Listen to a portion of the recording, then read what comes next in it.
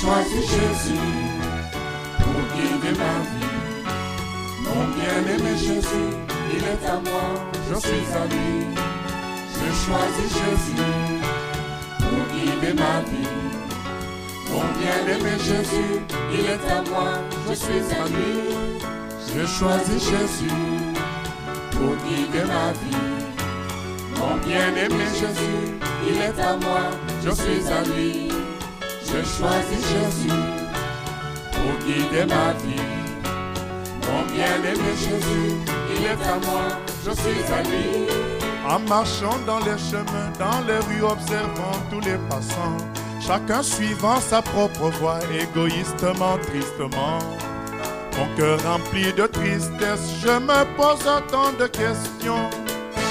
Savent-ils qu'un jour ils connaîtront la mort et qu'après la mort ils feront?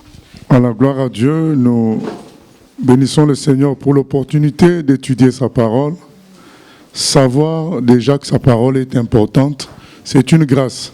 Aujourd'hui, j'ai suivi une vidéo où il y a un monsieur, un faux prophète, je ne vais même pas citer son nom, c'est lui donner de l'importance, qui prétendait être celui que tout le monde doit écouter aujourd'hui et qui contredisait le fait que, voilà, on suive la Bible textuellement, donc il fallait, lui, se considérer comme les autres prophètes de la Bible, et sinon plus, c'est lui le messager que tout le monde doit écouter.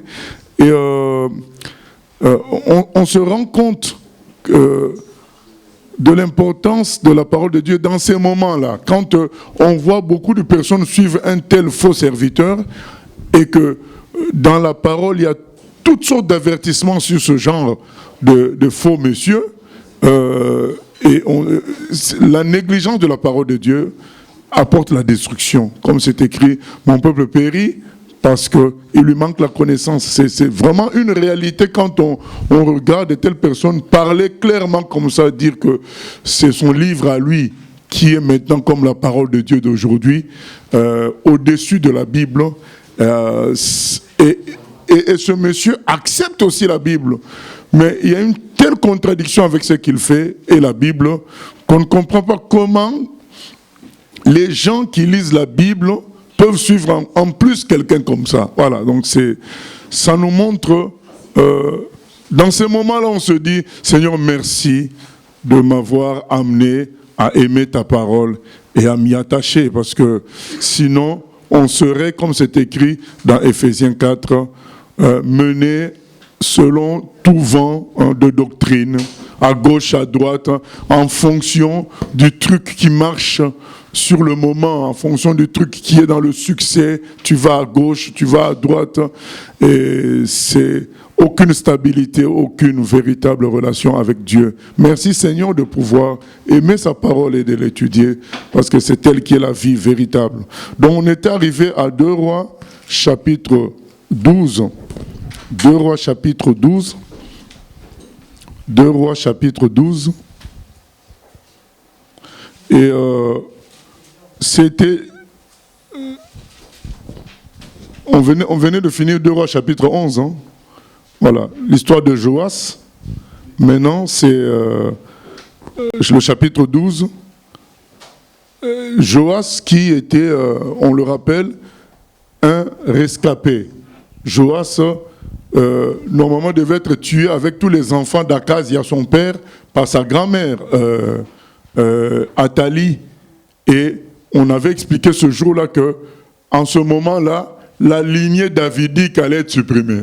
Donc ça veut dire que la promesse d'envoyer le Messie par David n'allait pas pouvoir être accomplie.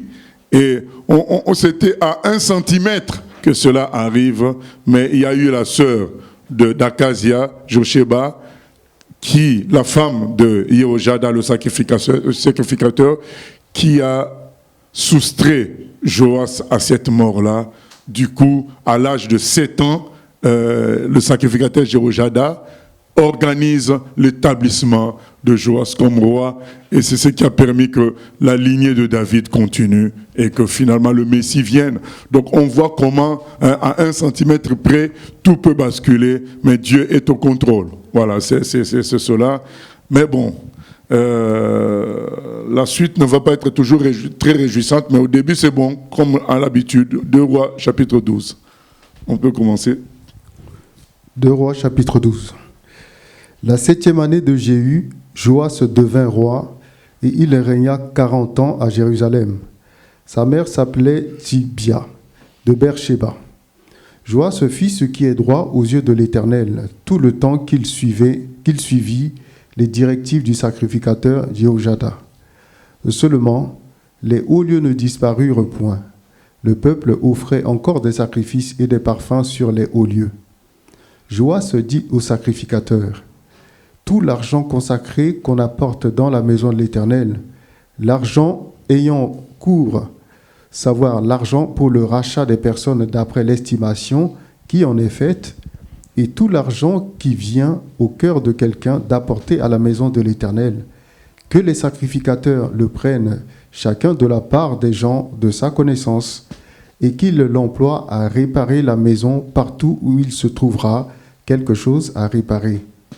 Mais il arriva que, la 23e année du roi Joas, les sacrificateurs n'avaient point réparé ce qui était à réparer à la maison. Le roi Joas appela le sacrificateur Jéhojada et les autres sacrificateurs, et leur dit: pourquoi n'avez-vous pas réparé ce qui est à réparer à la maison? Maintenant, vous ne prendrez plus l'argent de vos connaissances, mais vous le livrerez pour les réparations de la maison. Les sacrificateurs convinrent de ne pas prendre l'argent du peuple et de ne pas être chargés des réparations de la maison. Alors le sacrificateur Jéhojada prit un coffre, perça un trou dans son couvercle et le plaça à côté de l'autel, à droite, sur le passage par lequel on entrait à la maison de l'Éternel. Les sacrificateurs qui avaient la garde du seuil y mettaient tout l'argent qu'on apportait dans la maison de l'Éternel. Quand ils voyaient qu'il y avait beaucoup d'argent dans le coffre, le secrétaire du roi montait avec le souverain sacrificateur, et il serrait et comptait l'argent qui se trouvait dans la maison de l'Éternel. Il remettait l'argent pesé entre les mains de ceux qui étaient chargés de faire exécuter l'ouvrage dans la maison de l'Éternel. Il en employait cet argent pour les charpentiers et pour les ouvriers qui travaillaient à la maison de l'Éternel, pour les maçons et les tailleurs de pierre, pour les achats de bois et de pierres de taille nécessaires aux réparations de la maison de l'Éternel, et pour toutes les dépenses concernant les réparations de la maison. Mais avec l'argent qu'on apportait dans la maison de l'Éternel, on ne fit pour la maison de l'Éternel ni bassin d'argent, ni couteau, ni coupe, ni trompette, ni aucun ustensile d'or ou d'argent. On le donnait à ceux qui faisaient l'ouvrage, afin qu'ils l'emploient à réparer la maison de l'Éternel.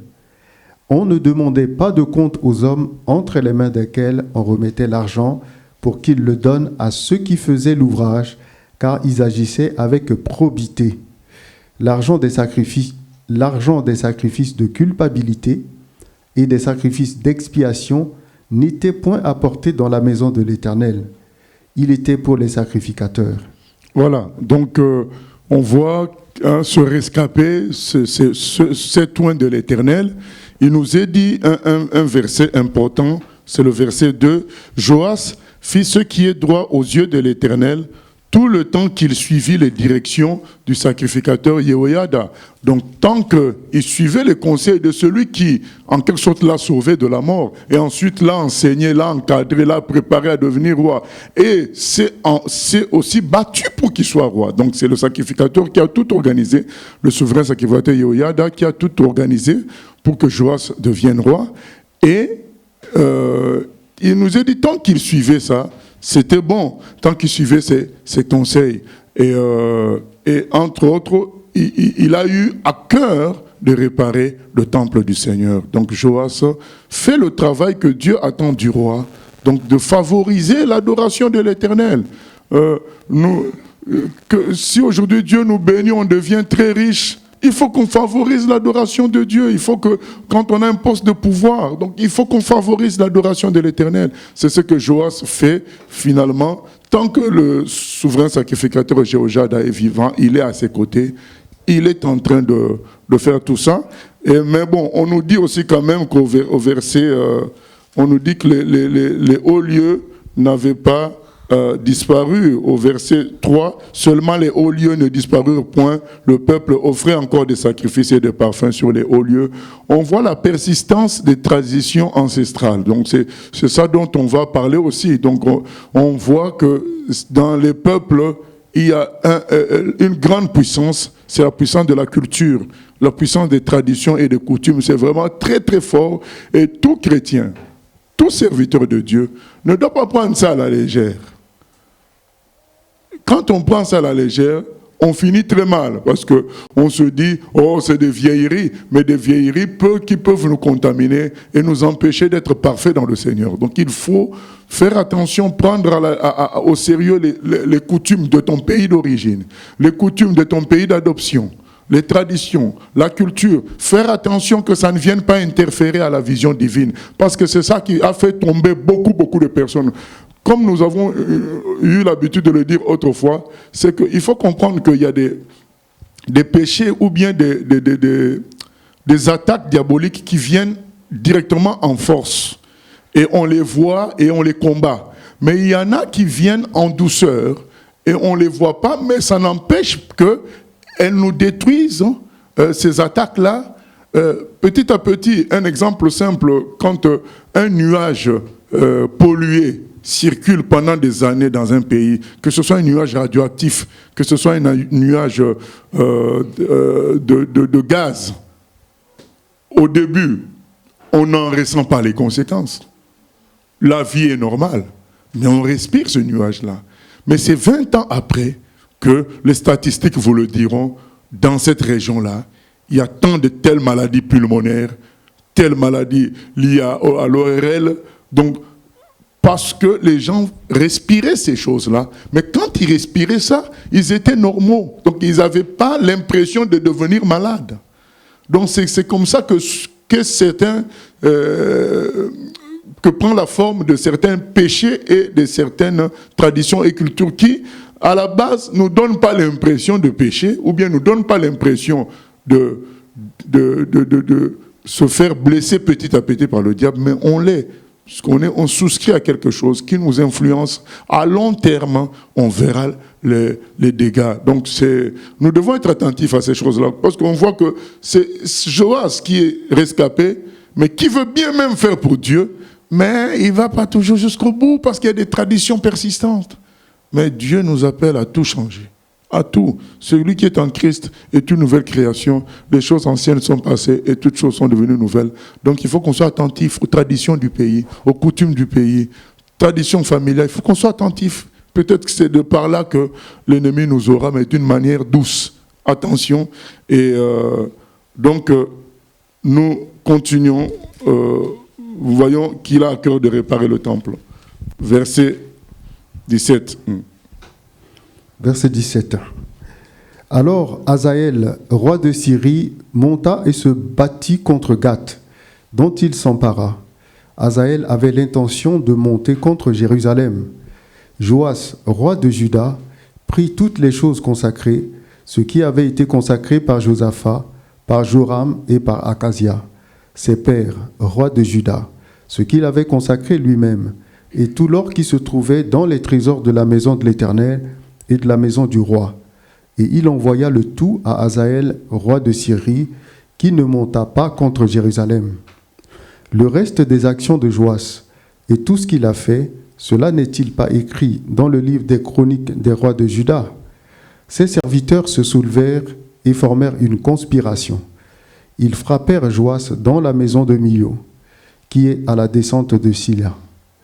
Josachar, fils de Chiméat, et Josabad, fils de Shomer, ses serviteurs le frappèrent et il mourut. On l'enterra avec ses pères dans la ville de David. Et Amathia, son fils, régna à sa place. Voilà, Joas finit mal, voilà, malgré un très bon début, oui.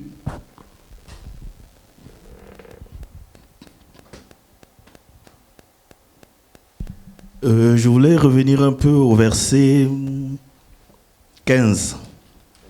Donc il est dit, on ne demandait pas de compte aux hommes entre les mains desquels on remettait l'argent pour qu'ils le donnent à ceux qui faisaient l'ouvrage, car ils agissaient avec probité. De nos jours, les chrétiens, on a le Saint-Esprit, comme on dit. Il y a certains chrétiens, voilà, à qui on peut remettre certaines responsabilités, par exemple la gestion de l'argent, mais qui n'agissent toujours pas avec probité. Alors que là, on voit bien que c'est des gens, peut-être à l'époque, où il n'y avait pas le Saint-Esprit comme aujourd'hui pour les chrétiens, mais c'est des gens qui étaient de bonne morale quand même. Oui, donc c'est à souligner. Donc, mais c'est ces gens-là qui étaient comme ça, mais même à l'époque, ça n'a pas été tout le temps comme ça, à tout moment. Donc il y a des saisons comme ça où on a vraiment des gens honnêtes, et ils sont tellement honnêtes qu'on n'ose même pas, parce qu'on a vu leurs œuvres, on a vu leur travail, on n'ose même pas faire ce qui est logique, que les gens rendent des comptes, mais on n'ose pas parce que tellement ils ont vu leur fruit. Moi je pense que c'est justement le Saint-Esprit qui convainc les cœurs qu'il faut laisser ces gens-là tranquilles, ils travaillent sérieusement, ne les embêtez pas. Voilà, donc je crois que c'est ça quoi. On doit souligner ça, que quand quelqu'un est vraiment sérieux, ça amène la confiance aussi chez les autres. C'est une réalité. Voilà, donc nous voyons Joas mal finir. Ça peut faire très mal, on dit, mais le monsieur était rescapé. Et il a réparé le temple, il a eu à cœur de réparer le temple. Mais comment se fait-il qu'il finit mal comme ça? Mais nous allons lire 2 Chroniques 24 qui nous montre que Joas n'a plus écouté la parole de Dieu, n'a plus écouté le conseil de Dieu. Et je rappelle que le livre de Chroniques, c'est les mêmes histoires que le livre de Rois, avec des détails qu'il n'y a pas dans le livre de Rois, et vice-versa. Donc il y a des détails qui sont dans les livres de Rois qu'on ne trouve pas dans les Chroniques, et dans les Chroniques, il y a des détails qu'on ne trouve pas dans le livre de Rois, et ça nous aide de lire les deux, parfois simultanément, pour comprendre certaines choses. Donc, on voit à partir du verset 17, l'Ancien peut nous lire. 2 Chroniques 24, 17.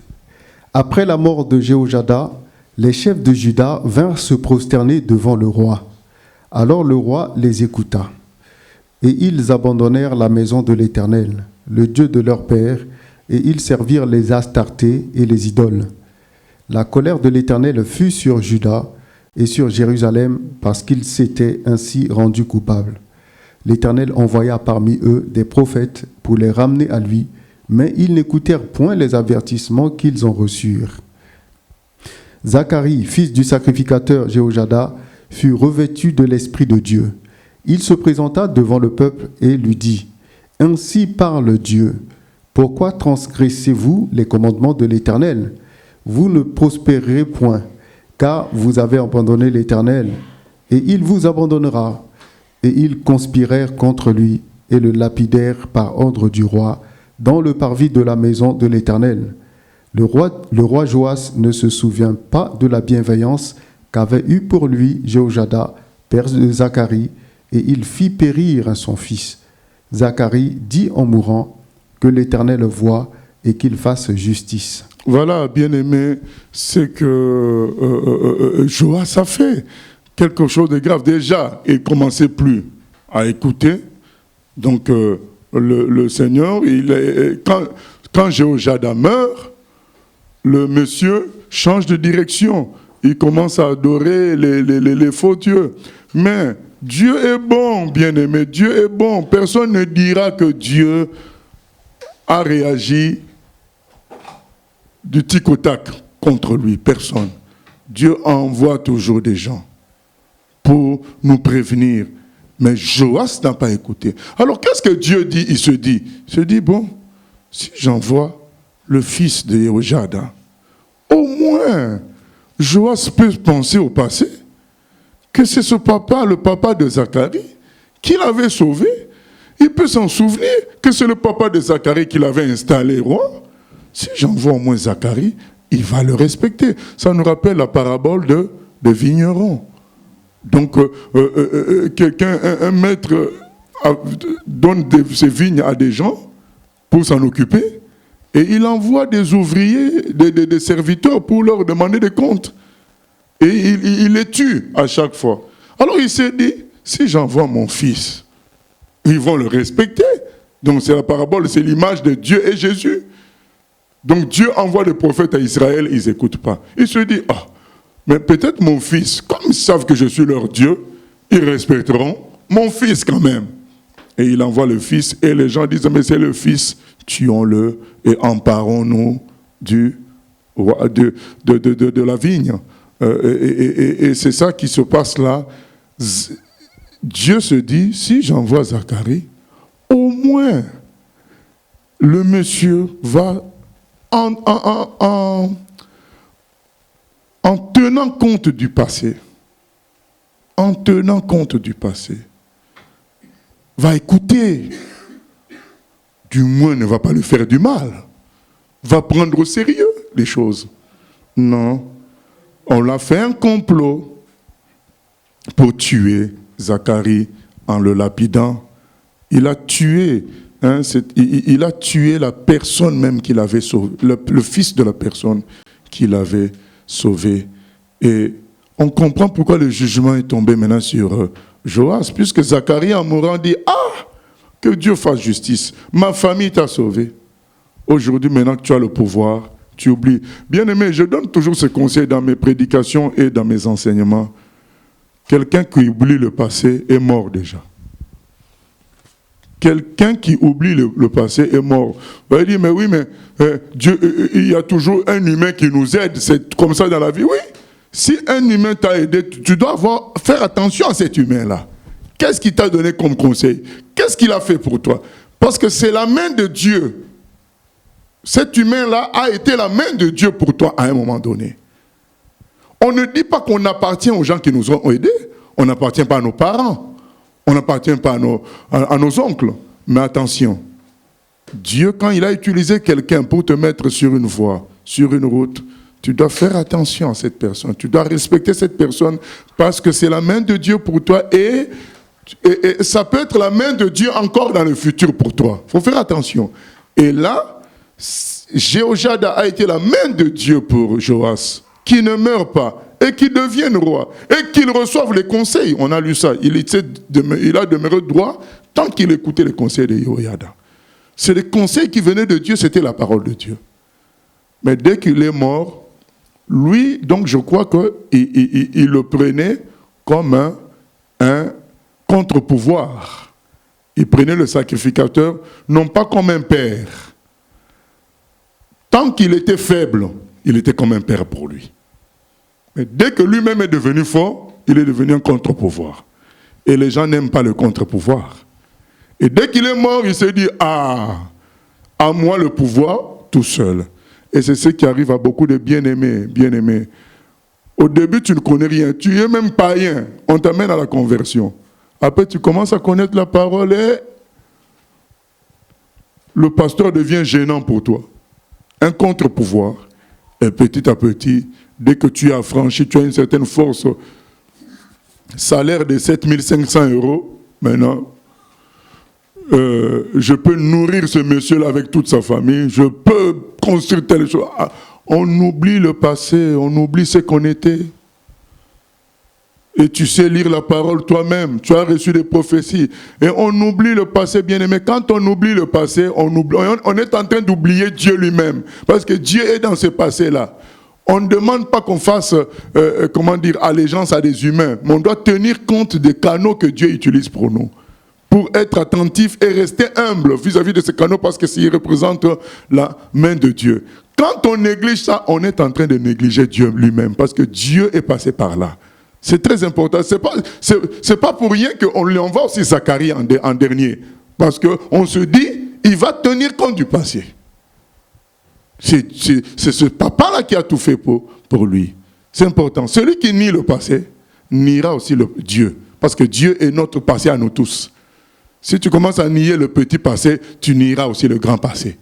C'est comme on dit, si tu rejettes tu désobéis aux autorités, il est écrit, tu désobéis à Dieu lui-même. Donc, parce que c'est lui la grande autorité. Si tu commences avec les petites, tu finiras par la grande. C'est comme ça. C'est le même esprit. L'esprit qui t'amène à désobéir aux autorités, c'est le même esprit qui te conduira à désobéir à Dieu. C'est la même chose. Et donc, il faut, bien aimé, faire attention, rester humble vis-à-vis de la façon dont le Seigneur est passé pour nous bénir. Même si on a raison, on reste humble, on suit sa route, mais on n'est pas là à se croire, je suis arrivé, j'ai tout le pouvoir, je peux tuer Zacharie. Ah, tu oublies que c'est son père qui t'a mis au pouvoir. Voilà. Mais Zacharie aussi a dit, Seigneur, c'est comme ça. À toi de faire justice, quoi. En disant cette phrase-là, c'était la mort de Joas qui était actée. Oui. Oui, n'est-ce pas là aussi une des techniques utilisées par les faux prophètes, le fait de ne pas oublier le passé, parce qu'il y a des faux prophètes qui disent que voilà, c'est moi qui t'ai enseigné, c'est moi qui t'ai baptisé, c'est moi qui ai fait ceci, cela. Effectivement. Voilà. Effectivement, c'est ce que je dis. On ne fait pas allégeance aux humains, mais on considère la main de Dieu. Maintenant, moi on a connu des gens, moi personnellement, les gens qui étaient des faux prophètes sur mon chemin, mais qui ont fait quand même quelque chose, vous ne m'entendrez pas passer le mon temps à les critiquer, puisque c'est critiquer la main de Dieu. Mais on n'est pas d'accord avec ce qu'ils font de faux. Mais on ne doit pas se comporter comme si ils ont été rien, zéro. Non, c'est dangereux. Parce qu'en balayant tout comme ça, tu es en train de balayer ton propre passé. C'est-à-dire qu'un jour tu es venu à conversion, un jour tu as grandi dans quelque chose. Non, tu ne peux pas tout balayer. Tu balayes ce qui est faux. Donc tu sais que même quand on nous demande de filtrer les prophéties, on nous demande de prendre ce qui est bon, de laisser ce qui est mauvais. Donc on a eu tous ces mêmes difficultés, mais restons humbles. Même si on sait que quelqu'un a, un de nos aînés a pris une mauvaise voie, on reste humble vis-à-vis de cette personne-là. Si on le rencontre en chemin, on lui dit bonjour avec respect. Parce qu'on respecte la main que Dieu avait utilisée autrefois pour toi. Donc on ne peut pas, on le rencontre en chemin, on lui parle mal ou bien on ne le calcule pas. Ça, c'est manquer de respect à la main que Dieu avait utilisée. Et le problème, c'est qu'en faisant ça, on finit aussi par rejeter les bons aussi. Parce qu'on se dit, on va rejeter les mauvais de telle manière, mais on finit aussi par rejeter les bons, parce qu'en réalité, le vrai problème, c'est qu'on est devenu fort. Le problème de Joas, c'est qu'il était devenu fort. Étant devenu fort, il a cru qu'il était arrivé, il n'avait besoin de personne. Parce qu'on dit, oui, il y a des faux prophètes, mais il y a aussi des vrais. Yehoyada était un vrai, et il a tout fait pour que Joas soit un vrai. Et lui donner des conseils. C'est la Bible qui dit que grâce à ses conseils, il se tenait droit. Maintenant, un vrai comme ça, tu l'oublies, tu oublies ses principes qu'il t'a donnés, tu oublies le passé parce que tu as ta propre force, alors que c'est un vrai qui t'a donné tous ces principes-là. C'est pourquoi je dis toujours, quand Dieu dit quelque chose, il a raison. Quand il dit que David est l'homme selon son cœur, il ne se trompe pas, parce que David, on ne trouve pas ce genre de comportement chez David. David a respecté Samuel jusqu'au bout, alors qu'on voit que Saül n'a pas respecté Samuel. Donc, à un moment donné, il déchire carrément le vêtement de Samuel. Samuel lui dit, c'est fini pour toi, tu as déchiré ton royaume. Attention, c'est moi qui t'ai oint. Samuel a dit à Saül, c'est moi qui ai fait que tu sois roi. Donc, il ne faut pas oublier les choses. Bien aimé, c'est important. Maintenant, il y a des faux qui utilisent ça, mais ce n'est pas parce que les faux utilisent ça que nous devons ignorer le principe. Voilà. Donc, le principe est réel. Donc, on ne doit pas négliger le passé, parce que dans le passé se trouve Dieu. Parce qu'on risque de casser notre propre socle, de scier la branche sur laquelle on est assise. Mais maintenant, si un aîné prend une mauvaise voie, il est clair, nous devons suivre Jésus. Toujours Jésus dans toutes les situations. Mais suivre Jésus, ça ne veut pas dire manquer de respect aux aînés. Comme c'est écrit, tu honores ton père et ta mère. Ce n'est pas dire honore le bon père et la bonne mère. Non.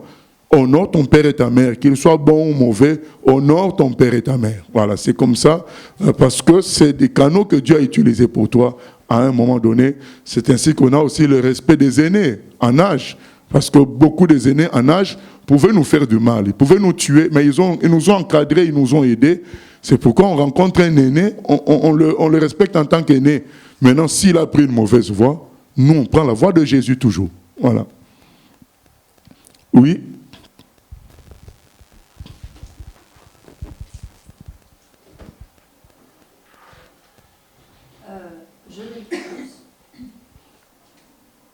Je le lis, je le crois, mais j'ai quand même la difficulté à comprendre. Dans ma tête, je me dis, il devait avoir quelque chose de hyper mauvais, même à la base, ou quelque chose. Je peux pas comprendre que quelqu'un qui avait une certaine droiture puisse descendre au point qu'on est en train de... Voilà, ça c'est négliger la puissance de l'orgueil. La puissance de l'orgueil, c'est ça. Satan, il faut savoir que Satan, c'était dans le royaume de Dieu. Lucifer, il était bon, correct, mais le jour où il s'est regardé lui-même. La chute vient de là. Adam, il est écrit que tout ce que Dieu fit était bon. Mais le jour où on lui dit, mais si tu manges, tu vas devenir comme Dieu. Comme on dit en anglais, pride. Donc c'est le pire de problème de l'être humain, l'orgueil. Ça te rend aveugle, tu oublies tout. Tu te crois fort. Et c'est ça la porte ouverte à tout. Hein. Tout le reste, là, voler, impudicité, tout ça, c'est petit. Le gros morceau, c'est l'orgueil. Et l'orgueil va faire entrer tout le reste, là. Parce que tu te crois fort, tu te crois puissant, tu peux disposer de toutes les femmes, tu peux disposer de l'argent, voilà. Parce que c'est l'orgueil qui t'assoit dans tout ça. Tu te crois tout permis. C'est vraiment une réalité, l'orgueil. Saül, pareil. Hein, et c'est ce que Samuel lui dit, mais Saül, tu étais petit à tes yeux et aux yeux de tout le monde. Voilà. Mais maintenant que tu es devenu grand, tout vient toujours de là. Tout vient de là. La puissance de l'orgueil, c'est quelque chose de fort. Et moi, pareil que toi, j'étais triste de voir la fin de Joas. Quand je voyais son début, je dis, mais toi qui as été sauvé comme ça, tu n'étais rien du tout. Tu étais dans ton berceau. Tu étais un homme mort, quoi. Et c'est cet homme-là qui te sort de là par sa femme, ta tante. Et tu viens tuer le fils de ta tante, qui vient te dire la vérité. On est outré, on est dépassé, mais raison de plus pour qu'on reste simple, quoi. Voilà. Donc on doit rester simple, ne pas se croire quelqu'un. Même quand on a raison, rester simple dans notre raison, là. C'est très important. Et voilà, Joas, c'est comme ça qu'il meurt. Les livres de Chroniques nous éclairent. Donc nous continuons, chapitre 13. 2 Rois, chapitre 13. La 23e année de Joas, fils d'Akazia, roi de Juda, Joachaz, fils de Jéhu, régna sur Israël à Samarie. Il régna 17 ans. Il fit ce qui est mal aux yeux de l'Éternel. Il commit les mêmes péchés que Jéroboam, fils de Nébat, qui avait fait pécher Israël, et il ne s'en détourna point. La colère de l'Éternel s'enflamma contre Israël, et il les livra entre les mains de Hazaël, roi de Syrie, et entre les mains de Ben-Hadad, fils de Hazaël, tout le temps que ces rois vécurent. Joachaz implora l'Éternel. L'Éternel l'exauça, car il vit l'oppression sous laquelle le roi de Syrie tenait Israël. Et l'Éternel donna un libérateur à Israël. Les enfants d'Israël échappèrent aux mains des Syriens, et ils habitèrent dans leurs tentes comme auparavant. Mais ils ne se détournèrent point des péchés de la maison de Jéroboam, qui avait fait pécher Israël. Ils s'y livrèrent aussi. Et même l'idole d'Astarté était debout à Samarie. De tout le peuple de Joachaz, l'Éternel ne lui avait laissé que 50 cavaliers, 10 chars et 10 000 hommes de pied. Car le roi de Syrie les avait fait périr et les avait rendus semblables à la poussière qu'on foule aux pieds. Le reste des actions de Joachaz, tout ce qu'il a fait et ses exploits, cela n'est-il pas écrit dans le livre des chroniques des rois d'Israël? Joachaz se coucha avec ses pères et on l'enterra à Samarie. Et Joas, son fils, régna à sa place. Voilà, donc Joachaz devient roi d'Israël et c'est une phrase qui revient souvent au verset 2. Il commit les mêmes péchés que Jéroboam, fils de Nébat, donc le premier roi d'Israël. Donc tous les péchés du premier roi d'Israël ne faisaient que se répéter avec les autres rois d'Israël. Les prophètes essayaient de contrer tout cela, mais c'était une lutte, voilà, une lutte contre la culture, une lutte contre l'habitude de pécher. On l'a dit, les péchés ancestraux sont les péchés ancestraux, donc notamment la culture, les traditions, voilà. Ils sont durs à cuire, ils sont vraiment durs à enlever. On souhaiterait qu'il y ait une nation qui s'en défasse, une nation chrétienne, une région de chrétiens qui disent non définitivement aux coutumes ancestrales, aux péchés ancestraux, aux péchés des prédécesseurs. Mais voilà, ça semble quelque chose de très très difficile, mais à nous d'être attentifs à ça. C'est les péchés des ancêtres reviennent souvent. Les péchés des prédécesseurs reviennent souvent. Je regardais un documentaire, c'était pas un documentaire, c'était dans les infos, on montrait la fête du vaudou au Bénin. Ouais, donc tu voyais des gens qui disaient « Ah mais oui, c'était la religion de nos ancêtres, nous allons la garder. » Une religion magique, donc quelque chose de mauvais. Mais vous voyez les gens, puisque ça vient de leurs parents, vous savez, le lien familial fait garder des mauvaises choses aux gens. Ça vient des ancêtres, ça vient de la famille. Et donc, comme c'est la famille, on garde. Et aujourd'hui, nous entendons beaucoup de gens dire non, il nous faut des religions pour nous, les religions pour les Noirs, les religions pour les Indiens, donc les religions familiales, quoi, finalement. Donc, c'est ce qu'on est en train de lire, les péchés des ancêtres. Donc, les gens veulent garder le péché des ancêtres, ils ne veulent pas prendre la lumière du monde qui est Jésus, qui sauve, qui est venu pour toutes les nations. Voilà, nous devons être attentifs à tout ça, parce que ça peut nous prendre au dépourvu.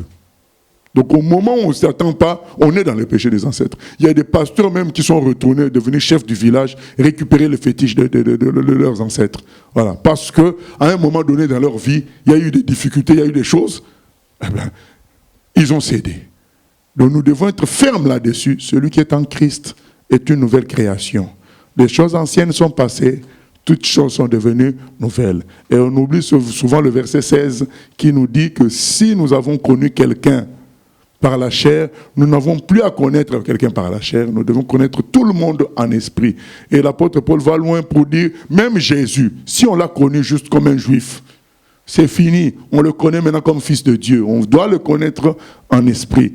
Et le péché des ancêtres, c'est très puissant. Vous savez, beaucoup de juifs ne se convertissent pas tout simplement parce que depuis qu'ils sont petits, on leur dit que Jésus, c'est le Dieu des non-juifs. Et c'est à cause de lui qu'on persécute les juifs pendant des milliers, des centaines d'années. Des milliers, même ça fait 2000 ans. Donc, un enfant qui a grandi avec toujours cette logique, mais n'a jamais réfléchi. C'est ça la dangerosité de la culture et des traditions. On n'y réfléchit pas. On fait naturellement comme quand on respire.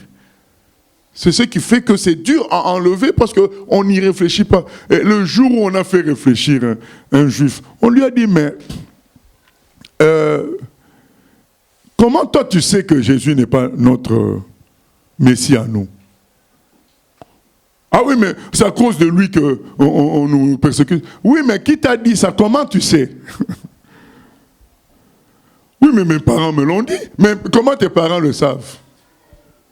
Est-ce que toi, tu as lu les Écritures qui te disent ça? Que Jésus n'est pas notre Messie?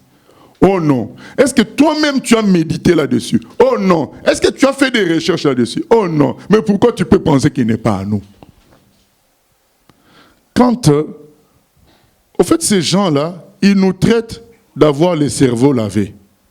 Mais quand tu leur fais réfléchir, tu leur montres que c'est eux qui ont un cerveau. Parce qu'ils n'ont même pas réfléchi, ils n'ont même pas cherché. Ils ont épousé une logique comme ça, des ancêtres. Et quand le monsieur a commencé à lire l'Ancien Testament, il se dit, mais je ne vois pas qu'est-ce qui interdit que Jésus soit notre Messie là. Et finalement, il a été convaincu de lire le Nouveau Testament. Alors, quand il lit le Nouveau Testament, il dit, mais finalement, tout est juif dedans. Tous ceux qui écrivent dans le Nouveau Testament sont juifs, sauf Luc, à part Luc et Marc. Je crois même Marc est juif, voilà, sauf Luc. Donc, mais il dit, mais c'est un juif qui parle aux juifs en Israël. Parce qu'il n'y a pas une histoire de Jésus-Christ où il est en Grèce. Dis, mais tout ce qu'on m'a dit était faux. Bien aimé, quand on médite, quand on réfléchit, on se rend compte que tout ce que la culture, les traditions nous ont amené, c'est du faux. Mais souvent, on n'y réfléchit pas parce que c'est naturel. C'est ce qui fait que tous ces péchés-là se répètent. Le péché de Jéroboam, ça revient toujours. Ça revient parce que c'est des choses qu'on fait par héritage naturel, comme la respiration. Et nous avons besoin des gens debout, des gens qui disent non catégoriquement pour entraîner les autres au salut véritable. Oui. Pasteur, il est écrit dans le passage de Proverbes, chapitre 15, verset 29. « L'Éternel s'éloigne des méchants, mais il écoute la prière des justes. » Pourtant, dans le texte qu'on vient de lire, au verset 4, il est écrit que l'Éternel a exaucé Joachaz, qui a fait des choses mal aux yeux de l'Éternel. Comment expliquer ça? Oui, mais parce qu'il s'est humilié. Donc quand on s'humilie, quand on prie, il a fait aussi pour Akab, c'est pas seulement pour Akab le pire d'idolâtre. Donc quand il s'est humilié, il a dit, mais vous voyez comment Akab s'est humilié? Oui, quand le méchant s'humilie, parce que rappelons-nous toujours que le plus grand péché reste celui du premier pécheur, c'est l'orgueil. Il a voulu l'égalité. Donc, en fait, la racine, c'est pas le plus grand péché, c'est la racine de tout péché est la résistance à Dieu. Non, dès qu'un humain arrête de résister à Dieu, s'humilie, Dieu est attentif à lui. C'est ça, quoi. Et c'est ce que fait Joachaz, là. Et puis, il y a un deuxième élément qu'on a prévu de dire, c'est la permanence d'Israël. Malgré tout ça, Dieu est obligé de négocier avec le fait de punir Israël, mais sans l'éliminer complètement. Donc, il faut qu'Israël soit permanent jusqu'au bout, parce que ça fait partie des prophéties. Donc, Israël, Dieu dit qu'il enverra des nations frapper Israël, mais il ne permettra pas qu'Israël disparaisse. Voilà, donc c'est dans beaucoup de prophéties, et on va le voir aussi dans un verset qu'on va lire ici aussi, quelque part. On a prévu d'en parler, mais on le lira ailleurs. Mais il y a beaucoup de prophéties qui montrent que Dieu ramènera même, donc il va les disperser, mais les ramènera chez eux. Donc, il joue avec tout ça. Punir sans les faire disparaître. Donc c'est pourquoi, là, Joachaz en profite aussi. Donc, il est écrit, Dieu l'exauça, car il vit l'oppression sous laquelle le roi de Syrie tenait Israël. C'est-à-dire qu'à un moment donné, il dit, d'accord, je vous ai ordonné de frapper mon peuple, mais pas de le faire disparaître. Donc arrêtez. Voilà, donc c'est là. À un moment donné, il est réagi comme ça, et ça sera tout le long de la Bible jusqu'aujourd'hui. Il fait en sorte qu'Israël existe toujours, parce que Israël, c'est le symbole de Dieu. Hein. Mais pasteur, une vraie humiliation n'implique-t-elle pas un changement? Parce que là, on constate qu'ils ne se sont pas détournés de leur péché. Est-ce que le fait de s'humilier n'implique pas de changer réellement? Oui, mais au moment où tu t'humilies, Dieu est attentif à tes cris. Après, si tu retournes dans le péché, il te délaisse à nouveau. Mais au moment où tu t'humilies, lui aussi il est attentif. Le meilleur exemple, hein, c'est Akab. Donc, le meilleur exemple, c'est quand on a fait l'étude avec Akab. Akab s'est humilié, Dieu a même vanté ça. Il dit, mais regardez, il s'humilie. Bon, donc du coup, je calme la situation, mais quand il retombe dans le péché, Dieu refrappe à nouveau. Voilà. Parce que là, on peut croire qu'en fait, ce n'est pas vraiment de l'humiliation, mais c'est plutôt une sorte de manipulation, même comme on ne peut pas manipuler l'Éternel. Non, ce n'est pas ce qui est écrit. Ce qui est écrit, c'est qu'il l'implora. On ne dit pas qu'il manipula. Et puis, qui peut manipuler Dieu? Donc, Dieu sait tout, il sait lire dans le cœur. Mais il arrive, Leïla, il arrive des cris de détresse à un moment donné, où un malhonnête crie quand même vrai, mais il crie parce qu'il est en situation de... C'est fini pour lui, quoi. Il crie, mais dès qu'il est rétabli, il oublie. Il arrive ça à beaucoup d'humains, où il crie quand même, au moment où il crie, ils sont honnêtes. Mais après, ils oublient complètement.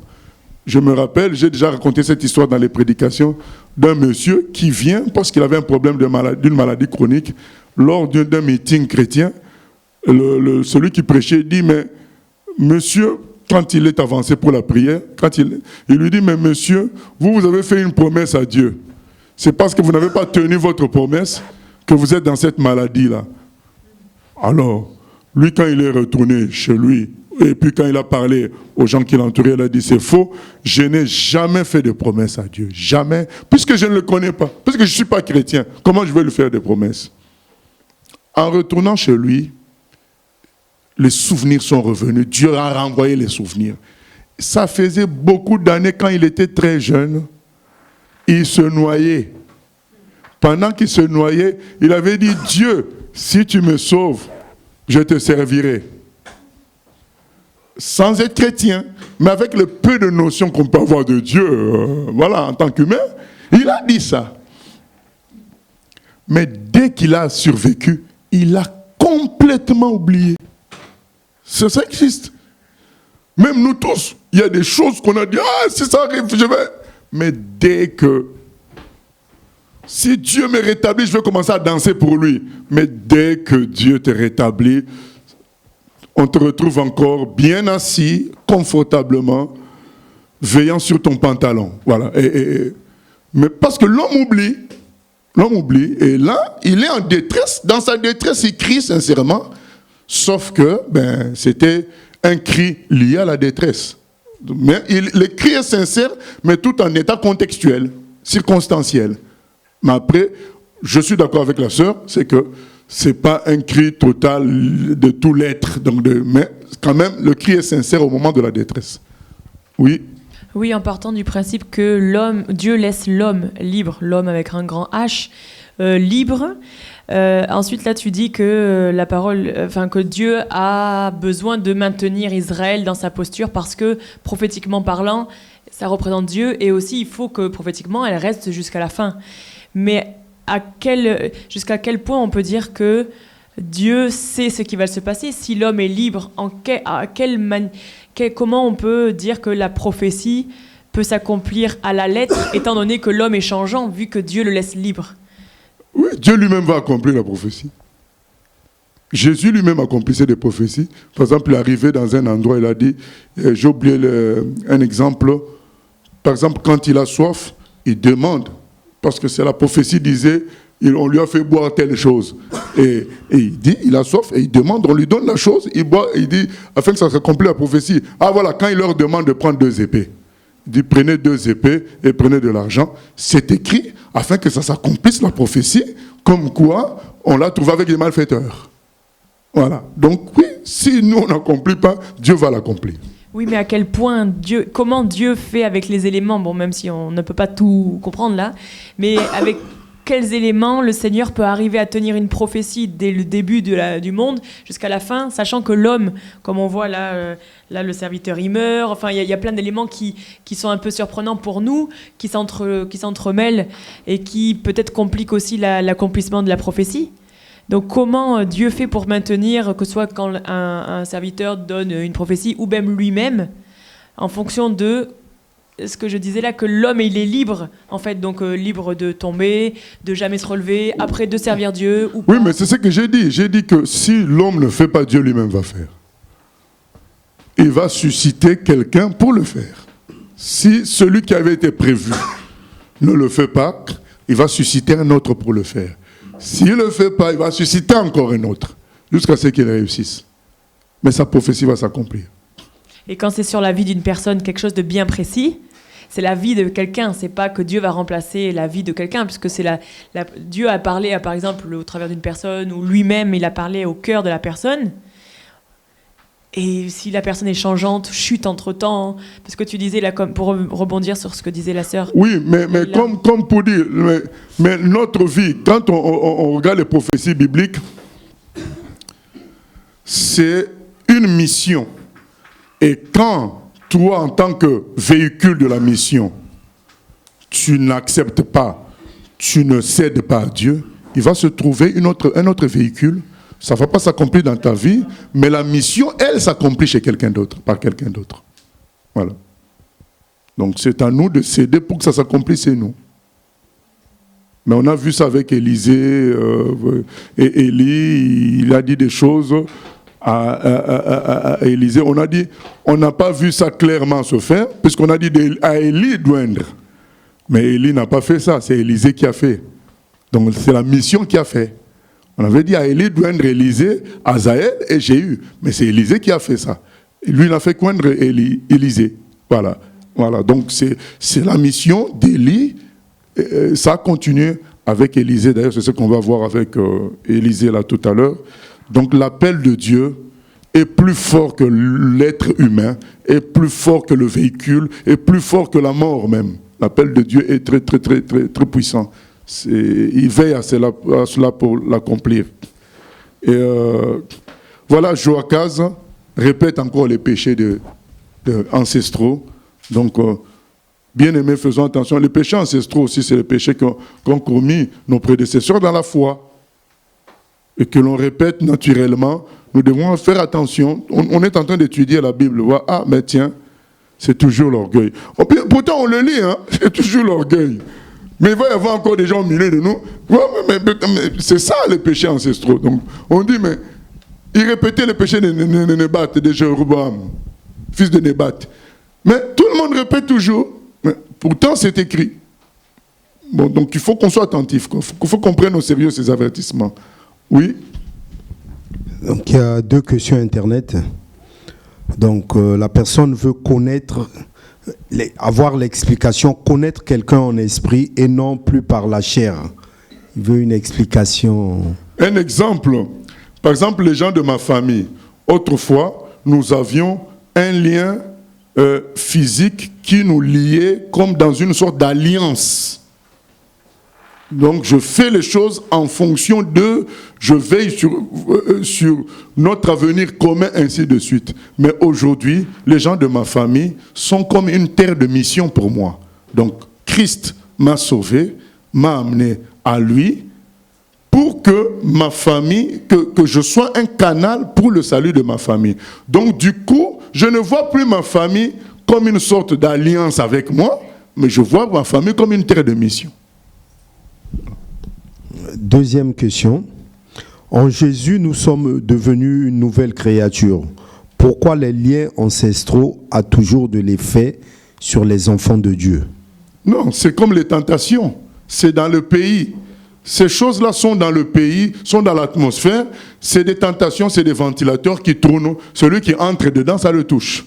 Voilà, donc c'est cela. Donc nous sommes sur terre, et sur terre on sera toujours tenté. Le Fils de Dieu a été tenté. On voit ça dans Luc 4. Le sommet de la tentation, c'est dans Luc 4, mais il a été tenté toute sa vie comme nous sommes tentés. C'est des tentations qui sont dans des lieux, qui sont dans des régions plus fortement que dans d'autres. C'est ça les cultures.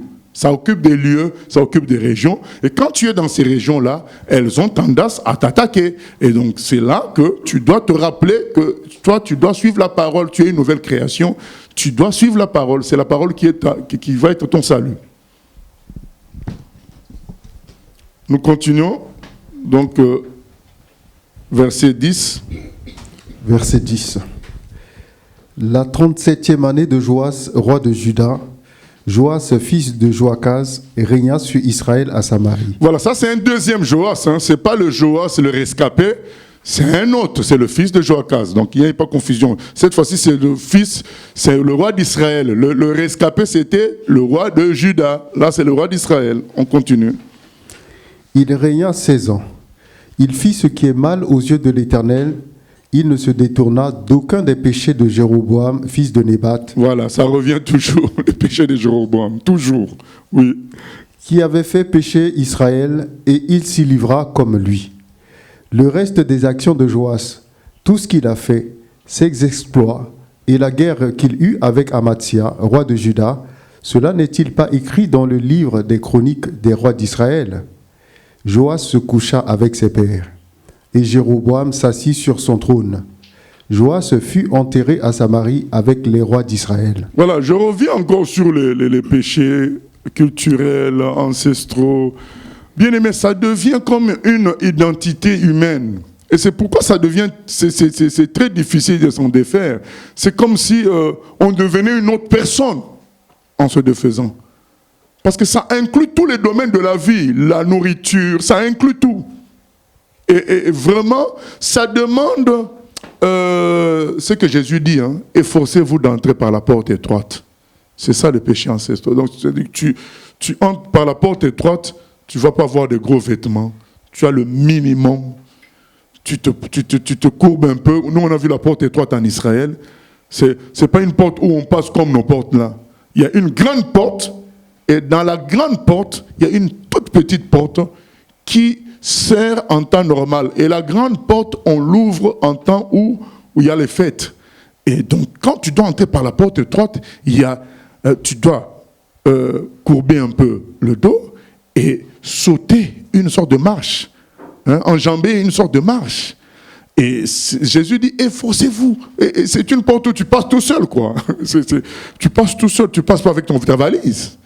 Et c'est ça, là, se débarrasser des coutumes du pays, de tout ça. C'est ça, c'est vraiment entrer par la porte étroite. On prend l'exemple sur Hudson Taylor. Hudson Taylor, quand il arrive en Chine, il voit les missionnaires chinois qui étaient là, ça faisait longtemps, et les missionnaires anglais plutôt, comme lui, qui étaient là. Ça faisait des années, mais qui ne convertissaient pratiquement personne, sauf leurs employés, les domestiques, voilà, les gens avec qui ils collaboraient directement dans la mission pour les écoles et autres. Mais les Chinois ne savaient même pas c'était quoi l'évangile. Mais pourquoi? Parce que ces gens-là, ils restaient esclaves des coutumes anglaises. Le thé à 16 heures. Peut-être il y a une évangélisation à 16 heures, il te dira, mais non, je dois prendre d'abord mon thé.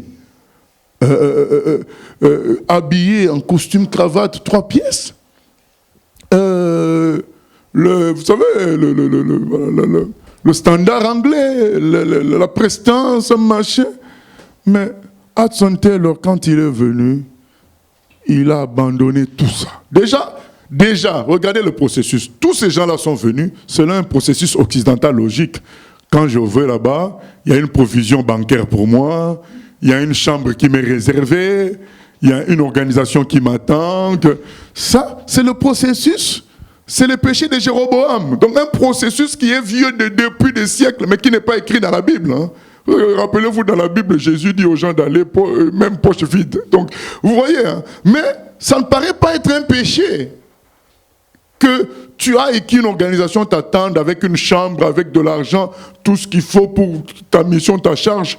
Ce n'est pas un péché, mais ça devient un problème lorsque ça devient le péché de Jéroboam, dans le sens où ça devient comme quelque chose d'obligatoire. C'est ta vie et c'est la vie que nous connaissons. C'est comme ça que les choses doivent se passer. Ah non, la parole ne dit pas ça. En cela, ça contredit. Que ce soit une grâce, qu'aujourd'hui on invite un d'entre nous quelque part, il y a une chambre qui l'attend, une voiture qui l'attend, c'est une grâce. Mais faire de ça un système, voilà, c'est là le péché de Jéroboam. Le système occidental veut les choses ainsi. Donc, tous ces Anglais-là, ils allaient en mission, ils avaient les moyens, ils avaient les bâtiments, ils avaient l'argent, mais ils ne convertissaient aucun Chinois. La Chine n'était pas atteinte. C'était pas atteint.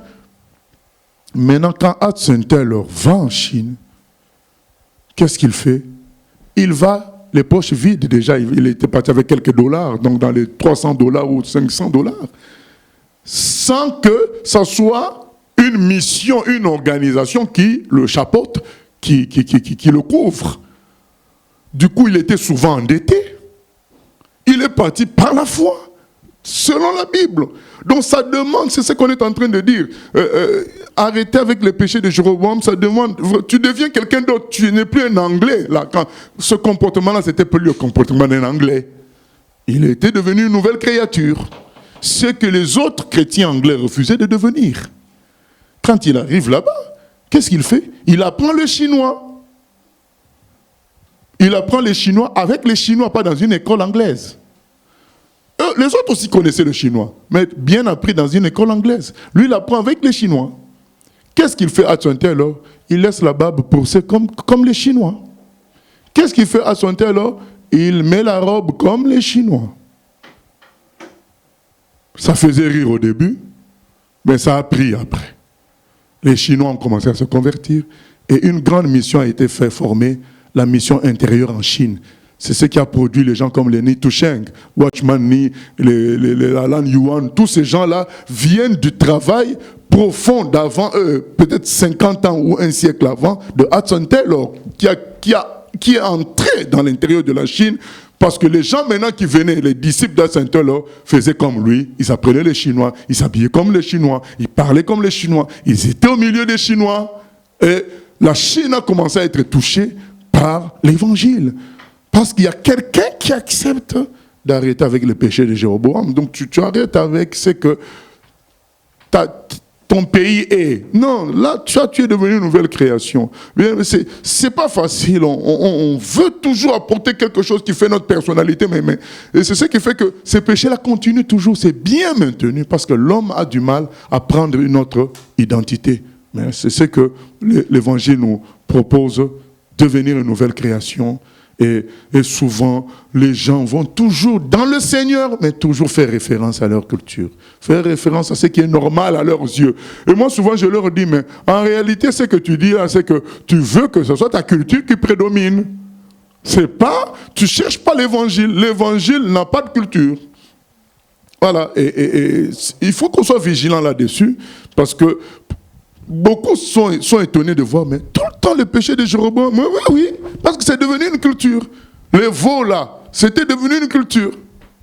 Peut-être qu'il y a des gens en retiré de l'argent pour le tourisme, des gens quittaient les autres villages pour venir voir. Toi, tu crois que les gens qui faisaient le commerce, de faire le passeur pour que les gens voient ces veaux-là, aller arrêter ça à cause de tes beaux yeux? Non, ils gagnaient de l'argent avec ça. Donc tout ça, c'est la culture. Il y a des systèmes qui font entrer de l'argent. Voilà, tout ça, c'est ça. C'est ça la réalité. Et quand on est en Christ, on doit être prêt à ce qu'on soit dépouillé de tout ça.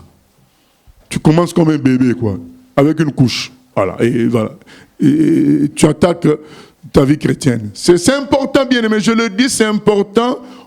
Nous sommes vigilants par rapport aux grands péchés visibles. Nous négligeons la culture et les traditions qui sont des choses de Jéroboam, les façons de faire du pays d'origine. Attention, c'est ça qui fait que beaucoup n'arrivent pas à vivre le véritable évangile, la véritable gloire de Dieu. Oui? Question Internet. Le combat contre l'orgueil est jusqu'à notre mort. Finalement, on n'arrivera jamais au bout sur cette terre, c'est bien ça? Non, je ne dirais pas on n'arrivera pas au bon Dieu. On a à combattre jusqu'à la mort, voilà. Et je pense que c'est le péché dont l'apôtre Paul parle quand il dit, dans Hébreux 12, 1 à 2, le péché qui nous environne facilement. Je pense que c'est ça. Parce que l'orgueil est le seul péché qui vient chez quelqu'un de bon. Parce que quelqu'un de bon, naturellement, ne va pas faire le mal. Sauf un mal. Qui peut venir justement parce qu'il est bon. Je ne sais pas si on se comprend. C'est parce qu'on est bon qu'on devient orgueilleux. Alors que, normalement, la bonté ne peut produire que la bonté. Mais non. C'est curieux que, justement, puisque Satan était parfait et bon, qu'il s'est senti fort. Voilà. C'est le seul péché qui est produit par autre chose d'une autre nature. Voilà. Donc, le fait que quelqu'un se croit bon, se voit bon, ça l'environne. Sans même qu'il s'en rende compte, ça l'environne.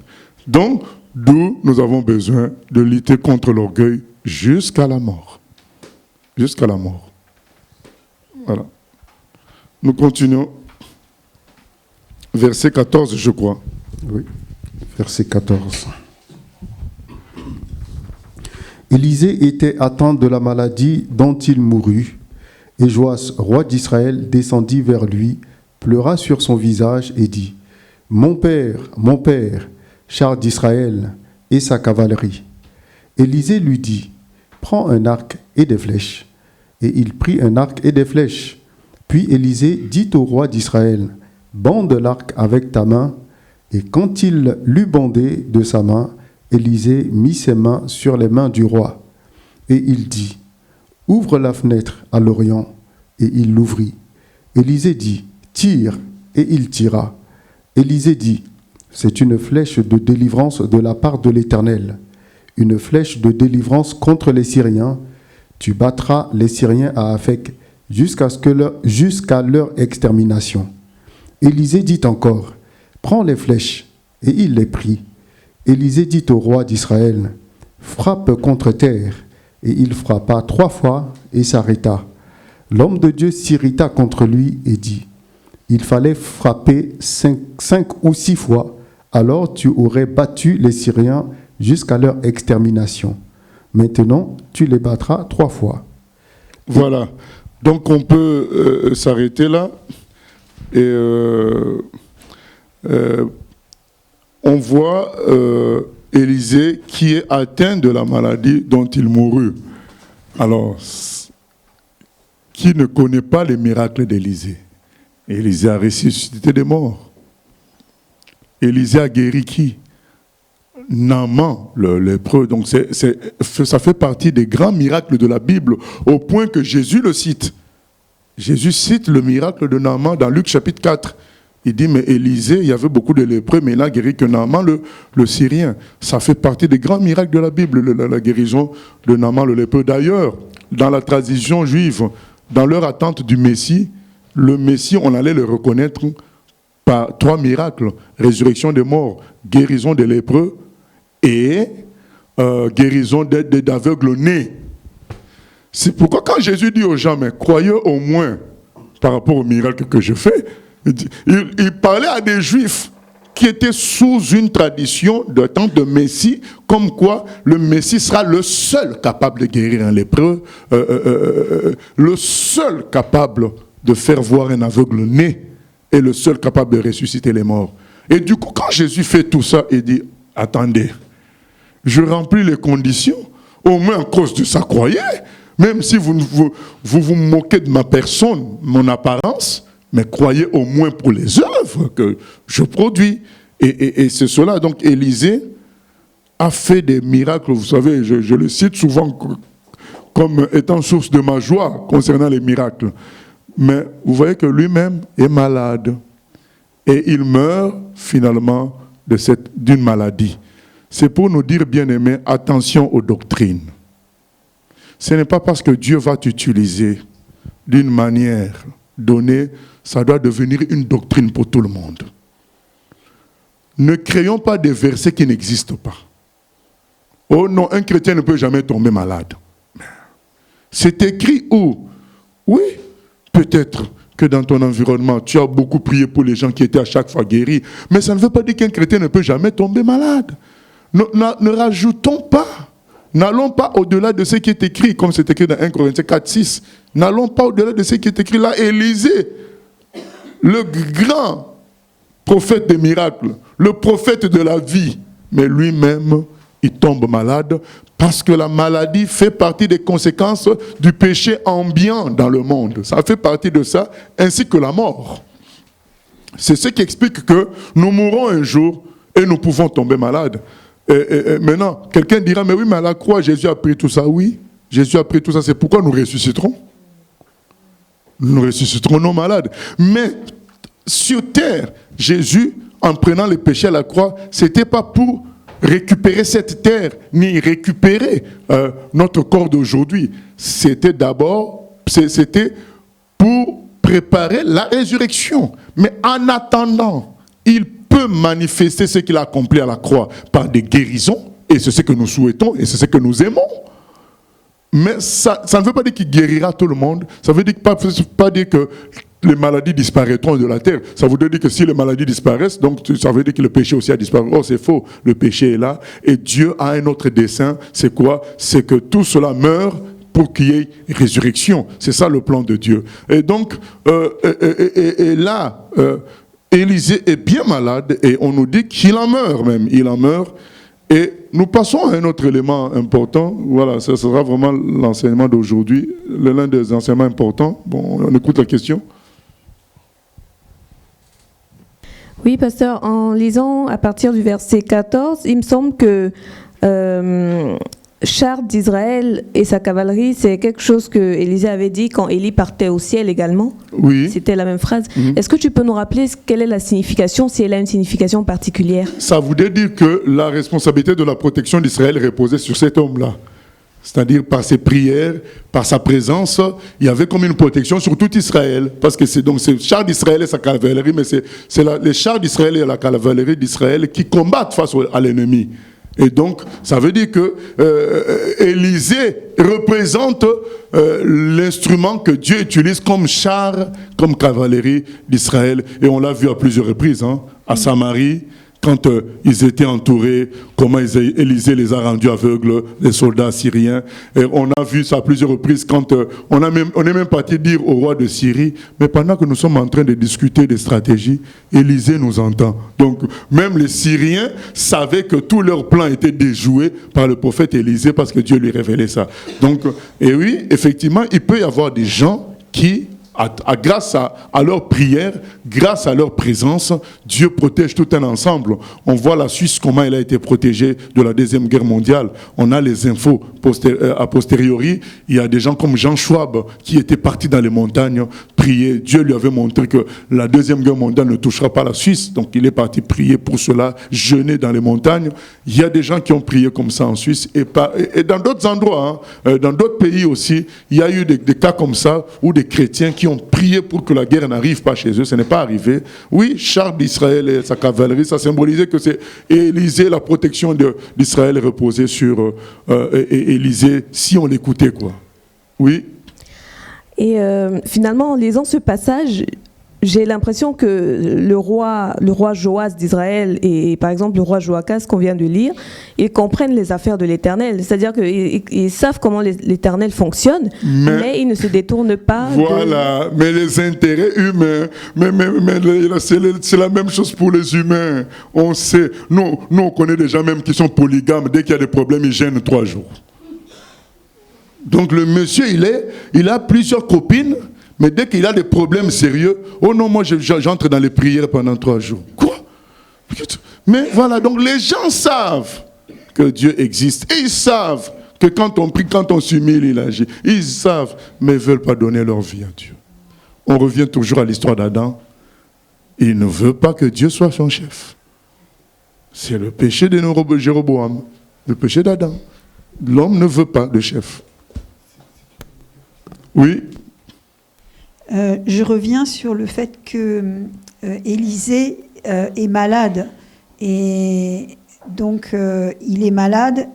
Et ce que je voulais dire, c'est que, en fait, c'est vrai, le péché est dans le monde, mais Élisée, donc, n'était pas dans le péché. Il était, même s'il était malade, le fait que la maladie soit là, c'est à cause du péché général dans le monde. Bien sûr. C'est ça, parce que comme on voit que encore il fait encore un acte prophétique, donc on sait que le Seigneur n'exauce pas les pécheurs. Donc on l'a dit, il y a le péché ambiant dans le monde qui fait que tous les humains ont péché et sont privés de la gloire de Dieu. Le péché d'origine, de la nature même de l'homme a le péché en lui. Donc ça fait que tous les humains ont péché et sont privés de la gloire de Dieu. Donc maintenant, les péchés aussi individuels, personnels, peuvent engendrer des maladies particulières.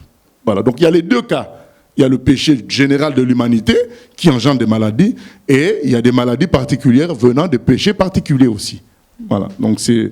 Et parfois, nous ne savons pas toujours, quand nous sommes face à quelqu'un, c'est quoi. Et dans la prière, on cherche à savoir si c'est lié au péché particulier, la confession produit la guérison, mais si c'est un péché global, eh bien ça c'est ce qu'on appelle le don de guérison de Dieu qui peut produire la guérison.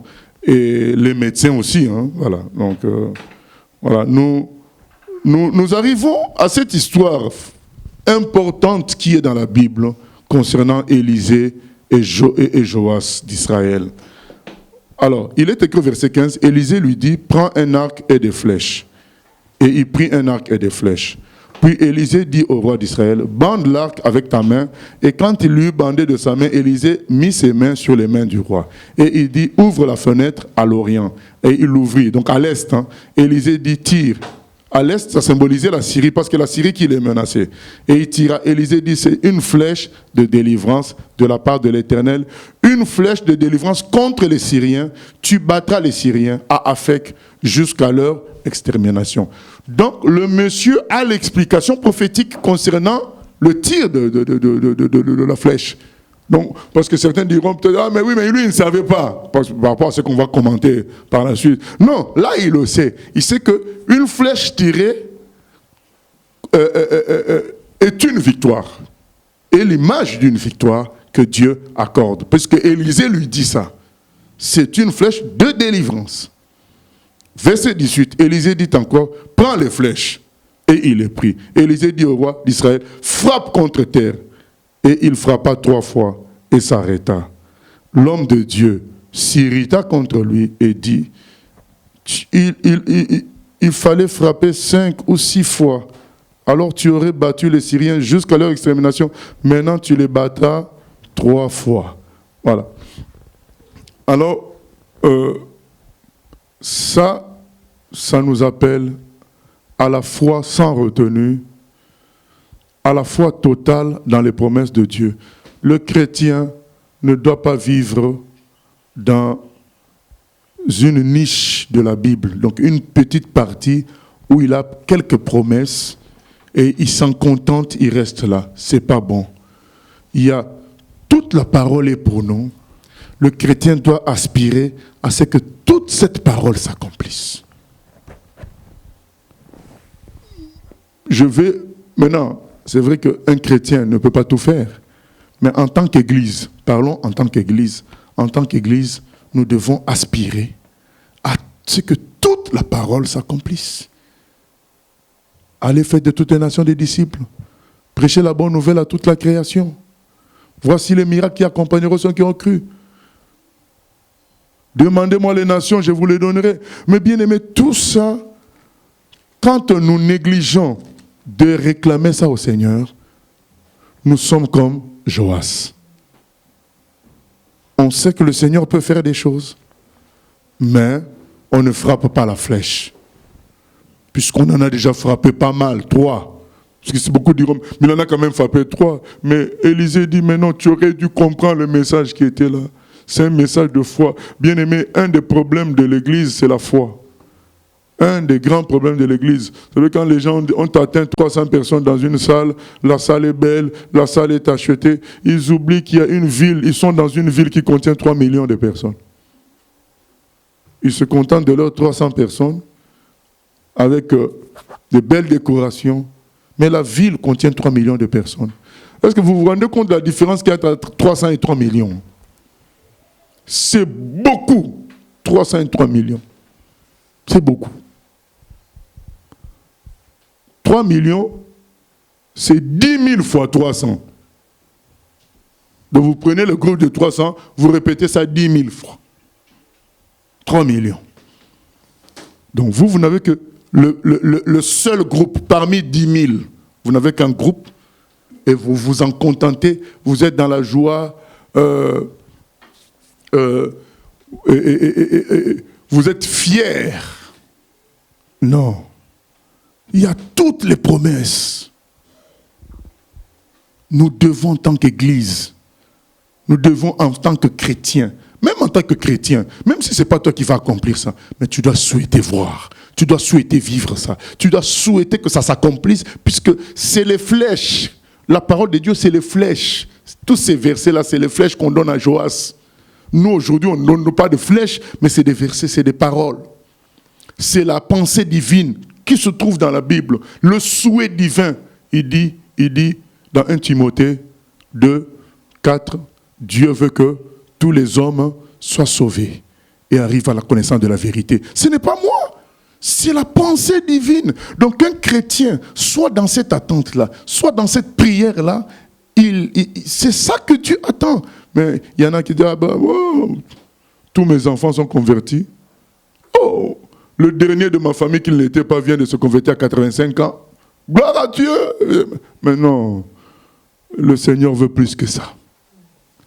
Et c'est à cause de cet esprit-là, de limitation dans la foi, que beaucoup de faiblesses finissent par entrer. Parce que quelqu'un qui veut toucher toute une ville, même quand il a une salle qui est remplie de 1000 personnes, il reste simple et un peu malheureux, toujours dans la recherche de toucher plus de monde. Mais quelqu'un qui n'est pas dans cette logique de flèche, d'Élysée, on se dit, on est 1000, on a fait mieux qu'un tel, on a fait mieux qu'un tel, on a fait mieux qu'un tel, donc c'est bon, nous on a fait mieux que les autres. C'est fini, l'orgueil commence à entrer. Mais quelqu'un qui veut toucher le monde entier, 1000 personnes ne vont pas le faire perdre. Ou 5 millions de dollars, ça ne va rien lui faire. Parce qu'il sait que pour mettre les moyens, pour toucher l'Europe, pour toucher la France, ben, il faut plus que ça. Il faut une chaîne de télévision. Il faut tout ceci, il faut tout cela. Donc il sait que 5 millions, même si ça ne va pas l'attirer pour chuter, quoi. Il trouve ça petit par rapport à la vision divine. Manque de vision divine, le peuple périt comme ça. C'est quelque chose qui est dans le proverbe. Hein. Voilà. Lorsque le peuple est sans vision, eh ben, c'est la catastrophe. Donc nous devons, ça c'est vraiment l'enseignement sur la vision totale. Avoir une foi sans retenue. Chercher sans retenue l'accomplissement de la parole de Dieu. Ne pas se contenter, ah, mais j'ai déjà ça, je me suis marié, j'ai mes enfants, ils font de bonnes études, oh, ça c'est zéro. C'est ce qui fait que petit à petit, tu entres dans l'égoïsme, tu entres dans beaucoup de choses mauvaises qui se glissent parce que tu n'as pas voulu frapper toutes les flèches. Oui? Oui, pasteur, si en tant que converti, normalement, la parole de Dieu dit que tout lieu que foule la plante de nos pieds, on nous le donne. Est-ce que tout converti ne devrait pas, pour avoir les résultats, réclamer les lieux qu'on foule de nos pieds? C'est-à-dire que déjà dans le travail, ceux qui vont au travail ne devraient pas réclamer les lieux qui foulent de leurs pieds, prier pour ces lieux. Bien sûr. Pour gagner des victoires. Est-ce que quand on va quelque part dans un magasin, c'est chez un médecin, on ne doit pas réclamer ces lieux aussi? Bien sûr. C'est-à-dire qu'unis tous ensemble, je pense qu'on aurait des plus grandes victoires. Et je pense que si on manque de victoires, c'est à cause des manquements de beaucoup. Non, c'est à cause, oui, du fait qu'on ne respecte pas ces flèches-là. Voilà. Donc on a un verset qui dit « Tout lieu que foule la plante de tes pieds, Dieu te le donne en possession. » Mais le problème, c'est que quand tu te dis, mais il suffit que je fasse la prière comme ça. Je ne vois pas comment. Mais ce n'est pas ton problème. C'est comme Joas. Dit, mais frappe. Mais en frappant, ça fait quoi? Lui, il pense comme un jouet, quoi. Jouer aux billes. Non. Mais c'est spirituel. Le verset là qui paraît simple comme ça, ça contient la puissance de Dieu. Et toi, tu arrives dans le magasin, tu dis, Seigneur, j'en profite, puisque tu nous as promis que tout lieu que foule la plante de nos pieds, tu nous donnes en possession, j'en profite pour prier pour ces magasins. Voilà. Si nous pouvons utiliser les flèches comme on voit là, je pense qu'il y aurait des merveilles au milieu de nous. Et c'est ça qui a irrité Élisée. Élisée voyait les victoires. Il voyait quand même, mais tu allais battre plusieurs fois. Donc ça allait être pendant longtemps, vous allez toujours battre les Syriens. Pendant longtemps, toutes ces flèches-là, c'est ça. Mais tu n'as pas. Mais pourquoi tu t'arrêtes à toi? Est-ce que frapper une flèche, c'est difficile? Est-ce que dire une prière, c'est difficile? Non. Ça devient difficile pour la chair, parce que la chair ne conçoit pas comment ça va se faire. Et du coup, ça devient difficile. Je le reconnais. Hein. Je le reconnais que ce n'est pas difficile en soi de citer une prière. Ce qui est difficile, c'est affronter notre intelligence. Notre intelligence n'accepte pas que la prière soit efficace. Juste une prière, ça va faire quoi? Oui, mais la parole de Dieu dit que oui, cette prière-là va changer les choses. C'est le combat contre notre intelligence qui est dur, qui fait que parfois on ne prie pas. C'est dire, oh, voilà.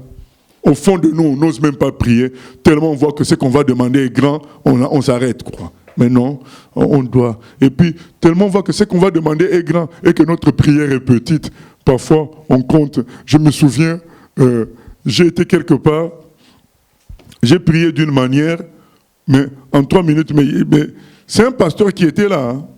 Après, le lendemain, les choses se sont réalisées comme j'avais prié.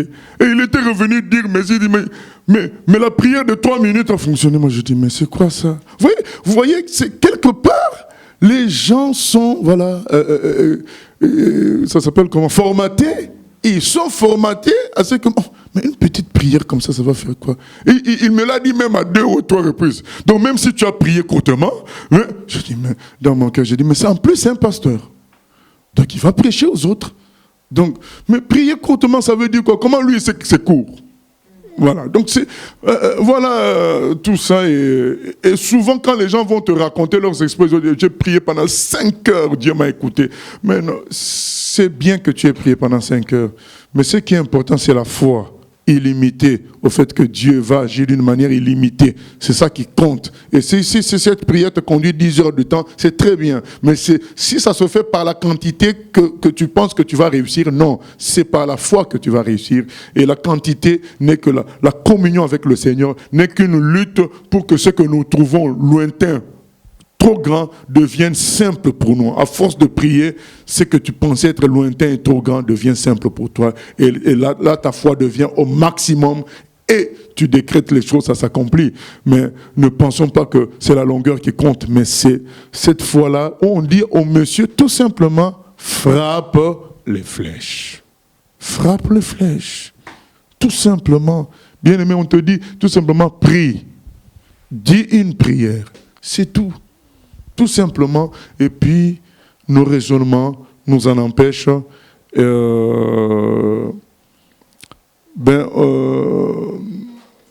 va reprendre le mardi prochain le verset 20 à 21, mais on lit quand même, avant la question, on lit quand même, même si on va reprendre ça, qu'on en parle rapidement. Verset 20. Élisée mourut et on l'enterra. L'année suivante, des troupes de Moabites pénétrèrent dans le pays. Et comme on enterrait un homme, voici, on aperçut une de ces troupes, et l'on jeta l'homme dans le sépulcre d'Élisée.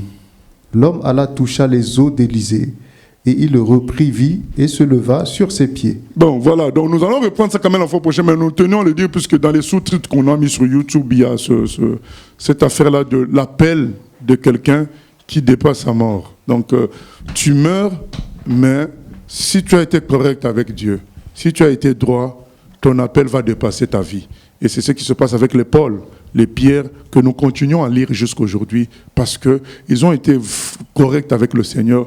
Leur appel, David, tous ces gens-là, dépassent leur vie. Ils sont morts, mais leur appel continue toujours à fonctionner. Il y a quelqu'un qui m'avait fait remarquer ça, il m'avait dit, mais oui, c'est vrai que quand on parlait d'un serviteur de Dieu qui était mort comme s'il était vivant. Oui, quand quelqu'un a été correct, quand quelqu'un fait le boulot de Dieu comme il faut, même quand il meurt, on parle de lui comme s'il est vivant, quoi. C'est vraiment ça. Là, Élisée, il est mort. Ce sont ses ossements qui vont réveiller un mort. C'est la puissance était forte dans la vie de cet homme-là, au point que ses os contenait toujours de la puissance divine. Voilà, donc malgré sa mort, voilà, ça nous rappelle un peu la résurrection du Seigneur, quoi. Voilà, il est mort, mais dans ses os, il y avait la puissance de la résurrection. Mais là, c'est lui-même qui ressuscite.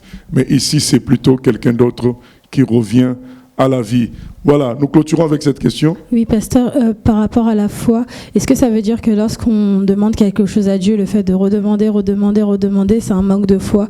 Par exemple, pour le salut de nos familles, est-ce qu'on doit dire, voilà, je crois qu'ils vont être sauvés et on prie une fois, on laisse? Ou est-ce que, voilà, il faut revenir dessus ou pour un autre sujet? Non, on a déjà répondu à cette question-là autrefois. Par exemple, j'ai dit par exemple, on avait pris plutôt l'exemple de Luc 18 où Jésus dit, comme l'histoire de la veuve, qu'il fallait prier, voilà, et ne jamais s'arrêter. Donc, on avait dit que tout est lié à l'Esprit Saint. Si l'Esprit Saint nous apaise en disant c'est réglé, c'est réglé. Mais si nous sommes perturbés par leur inconversion, leur état, on peut toujours prier.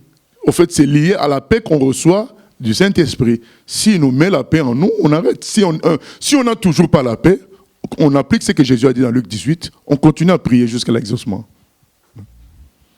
Voilà, donc nous rappelons les points importants, les péchés ancestraux, les péchés de coutumes, de culture, les choses que nous trouvons normales parce que le système, c'est le système dans lequel nous avons vogué depuis qu'on est petit, alors que la Bible ne le dit pas forcément. Soyons attentifs à tout ça. Soyons attentifs à tout ça pour ne pas que ça soit un blocage pour le service, pour l'appel personnel. Voilà, ça peut nous bloquer parce que on veut certains prérequis avant de suivre le Seigneur. Souvenons-nous du monsieur qui avait dit, mais j'ai mon père enterré. Le Seigneur a dit, ah mais non, laisse les morts enterrer leurs morts. Donc il y a Ça fait partie des traditions, tout simplement, qu'un fils enterre son père. Mais Jésus nous a fait remarquer que c'était un blocage pour l'appel de ce monsieur-là. Et toutes ces choses-là que moi j'appelle les péchés de Jéroboam, c'est là infusé dans notre quotidien. Et nous, à chaque fois que nous recevons l'appel de Dieu, ne laissons pas ces choses-là nous bloquer. Donc, quand quelque chose te bloque, regarde bien, peut-être ce sont les péchés de Jéroboam, ce sont les trucs de culture, ce sont ces choses-là où tu as besoin d'avoir les poches pleines avant de faire accomplir la volonté de Dieu. Tu as besoin d'avoir le compte bancaire rempli avant de donner les offrandes. Voilà, mais la parole de Dieu ne nous montre pas cela. Et vérifions bien ce problème-là. Et nous avions parlé aussi de ce que nous venons de dire en dernier, là, la foi, c'est très important, la foi totale, pas la foi à moitié. Donc, on te dit, prends des flèches, tu as pris 10 flèches, tu frappes les 10 flèches. On a la Bible, on ne va pas choisir seulement le verset qui nous apporte la guérison, on doit choisir tout le verset. L'homme vivra de toute la parole qui vient de Dieu, surtout en tant qu'Église. Qu'on comprenne qu'un homme soit limité parfois par le champ de vision que Dieu lui donne, d'accord, mais qu'une église ne doit pas avoir de limitations dans son expectation, dans ce qu'il attend de Dieu. Il ne doit pas avoir de limitations. Donc c'est très important que nous prenions tout, parce que si nous ne prenons pas tout, il y aura des brèches, des faiblesses par rapport à notre foi, par rapport à notre zèle. On ne doit pas se fixer des limites, c'est Dieu lui-même qui doit nous limiter. Et malheureusement, c'est ce que Joas a fait. Nous avions vu aussi que, voilà, beaucoup commencent bien, mais l'orgueil les rattrape toujours. Nous devions faire attention à cela. Ce sont toutes ces choses-là pour lesquelles nous allons prier, que le Seigneur nous conduise au nom de Jésus-Christ. Et comprenons aussi que l'appel véritable, quand on est correct, ça va même au-delà de la mort. Voilà. Seigneur, au nom de Jésus, nous te bénissons pour cette étude biblique qui nous amène vraiment à faire attention à toutes ces coutumes, traditions, systèmes qui sont là dans l'atmosphère ambiante, Seigneur, qui nous amènent parfois à nous retirer de ton appel, qui nous amènent parfois à ne pas entrer dans ton appel, Seigneur. Nous voulons être libérés de tout ça. Libérés de tout ça. Nous voulons aucun obstacle, aucun système de raisonnement, que ce soit financier, que ce soit lié à l'âge, où on pense que c'est pour servir Dieu, il faut avoir tel âge, il faut être adulte, 40 ans, 50 ans, et quelqu'un de 17 ans va négliger alors que Jérémie était très jeune, Seigneur, alors que Daniel était très jeune, Seigneur. Nous ne voulons pas que toutes ces choses-là qui nous environnent naturellement nous empêchent de te servir. Libère-nous de cela, Seigneur, notre Dieu. Fais-nous voir toutes ces choses qui nous bloquent. Chacun de nous en a, Seigneur. Montre-nous et que les liens familiaux ne nous empêchent pas de te servir non plus. Et nous prions, Seigneur, aussi que tu nous aides à avoir une foi totale à ta parole. Que nous puissions prendre tous les versets, que nous ne puissions pas nous limiter à certains, que nous ne puissions pas tomber dans le piège du contentement par rapport à ce que tu as déjà fait, alors que tu peux en faire encore, parce que Joas était tombé dans le contentement, on lui a promis une délivrance, il s'en est réjoui et il s'est arrêté à cela. Seigneur, nous voulons aller plus loin encore, tout prendre de ce que tu as promis, tout au nom de Jésus-Christ, Papa. Aide-nous à entrer dans cela et nous voulons aussi, Seigneur, considérer avec sérieux ce que nous lèguent nos prédécesseurs, parce que leur appel dépasse leur vie, Seigneur. Au nom de Jésus, aide-nous, Seigneur. À toi la gloire, la louange, au siècle des siècles. Nous te recommandons les prochaines études bibliques et nous prions, Seigneur, qu'à chaque fois que nous faisons ces études, que nos vies se transforment par les paroles que nous écoutons pour pouvoir apporter à d'autres personnes aussi. Au nom de Jésus. Amen. Gloire à Dieu.